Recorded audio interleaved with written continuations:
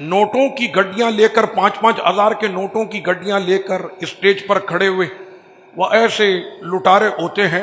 میں نے کہا بھائی جان اگر آپ بیٹھ کر محبت سے سر جھکا کر سرکار کی نعت کا اگر شعر سنیں اور یاد مصطفیٰ میں ایسے کھو جائیں کہ گنبد خضرا آپ کی نظروں میں سجا، ایسے بھی تو آپ بیٹھ کر ادب سے نعت سن سکتے ہیں نا.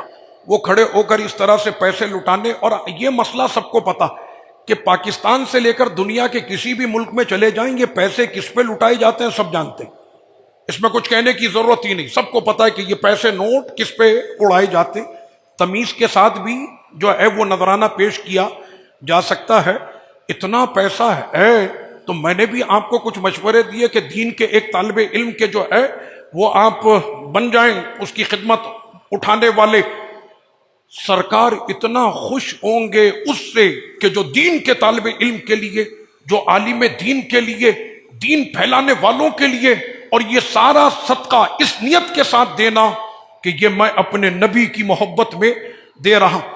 سلطان عبد الحمید بہت بڑے عاشق رسول گزرے، ترکی کے رہنے والے، سلطنت عثمانیہ میں جن کا بڑا کردار رہا، اور آج بھی لوگ یاد کرتے ہیں وہ ٹرین کی پٹری کے جو اس نے بچھائی تھی کہ جس ٹرین کو اس نے ترکی سے چلا کر مدینہ شریف پہنچایا تھا، ان کی بچھائی ہوئی پٹری آج تک موجود ہے. سلطان عبد الحمید کے محل پر ایک شخص آتا، اور یہ بڑا مشہور جو ہے وہ واقعہ، وہ آیا اور آ کر کہتا ہے، وہاں پر جو پہرے دار تھا اس کو کہا سلطان عبد الحمید سے میرا کچھ قرضہ. کہنا قرضہ تم نے دینا ہے؟ کہنا نہیں ان پر قرضہ ہے، میں تو لینے آیا ہوں. وہ کہنا شکل سے تو فقیر آدمی لگ رہا ہے اور کہتا ہے سلطان کے اوپر تیرا قرضہ. وہ جو ان کے مابین تھوڑی سی تلخ کلامی ہوئی تو آواز پہنچی سلطان عبد الحمید کے کانوں تک. سلطان عبد الحمید نے کہا کہ اس شخص کو اندر بھیجا جائے. اندر جب یہ پہنچے اب اس شخص نے کہا کہ میں نے آپ کے پہرے دار کو یہ بات بتائی نہیں ہے. بات دراصل یہ ہے کہ رات مجھے خواب میں آقا علیہ الصلوۃ والتسلیم کا دیدار ہوا. سرور کونین صلی اللہ علیہ وسلم نے فرمایا قل لحمیدنا، کہ جاؤ اور جا کر ہمارے حمید کو کہو کہ روزانہ رات میں جو تم درود شریف کا وظیفہ پڑھتے ہو کل رات تم وہ وظیفہ پڑھنا بھول گئے. ایسا ہوا ہے سلطان؟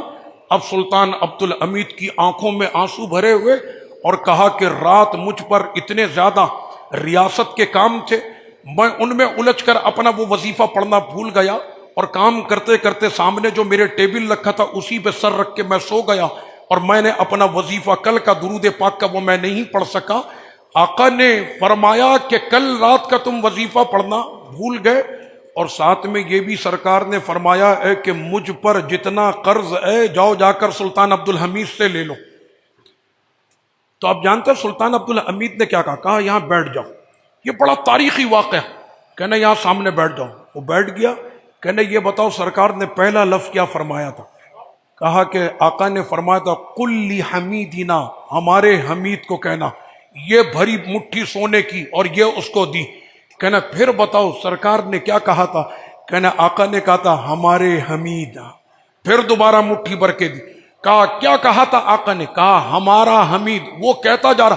آخر میں جو وزیر خزانہ وہاں پر موجود تھا اس نے اشارہ کیا کہ بس کر دو، ورنہ جس طرح سے سلطان آقا کی اس محبت میں دے رہا لگتا ہے تھوڑی دیر میں پوری ریاست تیرے نام کر دے گا. یہ ہے وہ سلطان عبد الحمید. تو نذرانہ پیش کیا جاتا ہے اور دینے والے دیوانے اس طرح سے محبت میں دیتے ہیں.